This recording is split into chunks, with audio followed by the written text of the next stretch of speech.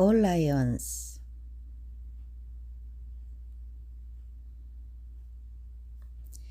(80억) 명의 사람들은 저마다 영적 동맹을 맺고 있다. 빛의 동맹에 소속되거나 어둠의 군단에 소속되어 있다. 사람의 세계에서는 선택에 대한 다양한 스펙트럼을 존중하지만 영의 세계에서는 중간지대가 없다. 빛 아니면 어둠으로 분명하게 갈라져 있다. 오른편과 왼편에 있는 사람들이 있다. 양무리와 염소무리가 있다. 신앙은 뜨겁든지 차든지 한다. 예복은 검든지 희든지 해야 한다. 좁은 길이든지 넓은 길이든지 한쪽만 선택한다. 한쪽을 사모하면 다른 편은 업신여기게 된다. 유행을 따라 사느라 돈과 시간을 낭비했지만 크게 달라진 것이 없다. 천사계도 빛과 어둠의 군대가 날카로운 검처럼 분리되어 있다. 그들은 반드시 한쪽에만 충성한다. 반면에 사람의 세계는 빛과 어둠, 회색지대가 존재하는 것처럼 보인다. 그러나 누가 적이고 누가 아군인지 분명해야 한다. 기수역은 바다와 강이 섞이는 지역이다. 이곳에 사는 회육성 고기들은 해수와 담수에 적응하여 오갈 수 있다. 염생식물은 육지에 분포하지만 염분에 적응된 식물이다.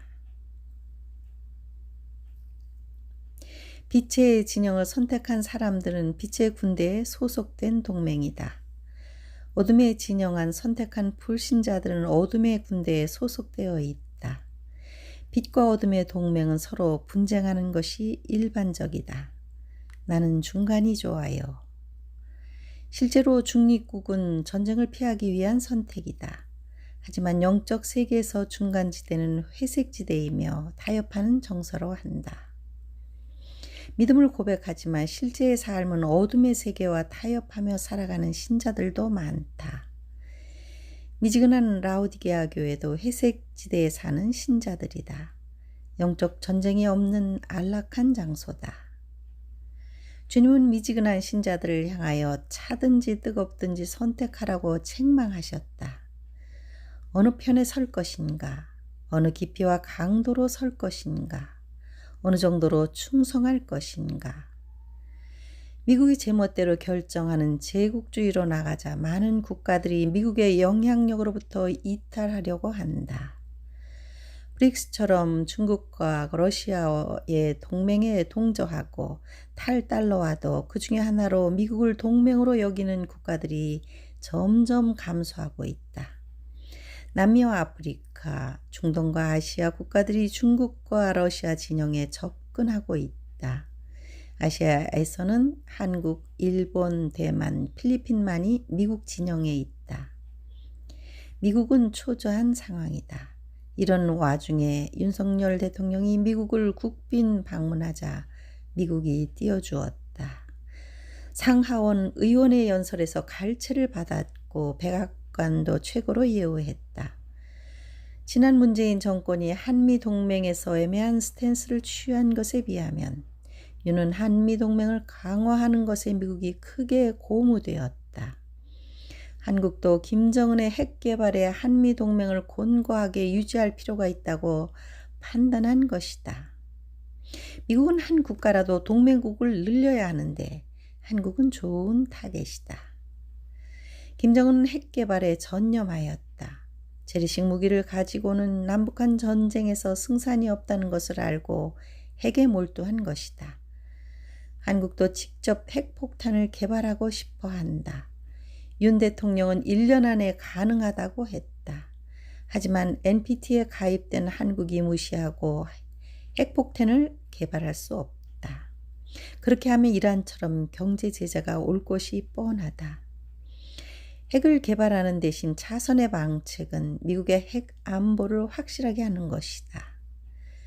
아마도 윤석열 정부는 한미동맹을 강화하는 전략을 결정한 것으로 보인다.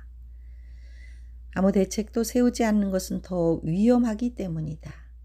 하지만 다른 나라들의 전쟁에 휘말리지 않도록 조심할 필요가 있다. 많은 국가들이 패권 전쟁에서 어느 편에 줄을 서기보다 중도적인데 그것이 더 안전하다고 생각하기 때문이다. 한국은 강력한 한미 동맹을 선택했다. 러시아와 중국과는 적대적 국면을 맞이하는 것은 리스크이지만 고륙지책이라고 생각할 것이다. 그러나 교회는 제국을 신뢰하기보다 하나님을 의뢰해야 한다. 러시아와 우크라이나 전쟁은 재래식 전쟁이다. 주로 탱크전이다. 우크라이나에서 러시아계 국민들이 많이 살기 때문에 러시아는 폭격기를 이용한 융단 폭격을 자제하고 있다. 그런데 우크라이나 전쟁을 통해서 서방의 무기들의 재고가 바닥이 나고 말았다. 이 시점에 한국을 그들의 동맹에 적극적으로 끌어들이는 이유 중에 하나도 한국이 무기를 가지고 있기 때문이다. 실제 155mm 포탄이 폴란드로 가고 있다는 소식이다. 서방 진영의 재래식 무기가 바닥이 나면 다음 선택은 핵전쟁이다. 핵전쟁은 인류가 다 같이 망하는 전쟁이다. 요한계시록에서 6째 나팔에 예언된 제3차 세계대전은 핵전쟁으로 전망하고 있다. 마지막 때에는 끝까지 전쟁이 일어날 것이다. 하나님의 심판 도구 중에 하나는 전쟁이다. 세계는 치열하게 패권 전쟁 중으로 자기 진영에 끌어들여 세를 규합하고 있다. 미국과 나토를 중심으로 한 서방 진영과 러시아, 중국, 이란을 중심으로 한 동방군, 그리고 중립적인 국가들로 빠르게 분리되고 있다. 어느 진영을 선택하든 결국 세계는 모두 짐승의 세계정부의 깃발에 굴복될 것이다. 핵전쟁으로 3분의 1이 몰살하고 짐승의 표로 진노의 대상이 되어 아마겟돈 전쟁에서 인류의 문명은 종말을 고한다. 세계가 겉으로는 안전하고 평화스럽게 보이지만 실상을 들여다보면 온통 전쟁이 일어날 가능성이 높은 화약고들이다. 대만과 중국, 남북한, 나토와 러시아, 이란과 이스라엘, 시리아와 이스라엘, 수단과 예멘과 시리아의 내전, 아제르바이잔과 아르메니아, 인도와 파키스탄 등이다. 우리는 어느 진영의 영적 얼라이언스를 맺고 있을까? 빛과 어둠 그리고 회색지대가 있다. 빛을 비추는 자들이 그리스도의 진영에 충성하는 무리다. 그들만이 그리스도에 소속된 하늘의 군대다. 어둠의 엘리트들은 총체적인 세계의 통제를 향한 의제를 지속적으로 추진하고 있지만 깨어난 사람들이 반발하고 있다. 우리가 하나님만 예배하는 삶을 살기로 결정하면 세상의 것들로 인해 안달하지 않을 것이다. 하나님께 이르는 길은 정신을 바짝 차려야 갈 수 있는 힘든 길이다. 천국에 이르는 암호를 안다는 것 자들을 조심해야 할 것인데 중요한 것은 진지하게 순종하는 삶이어야 한다. 우리는 하나님의 말씀에 인생을 지어야 한다.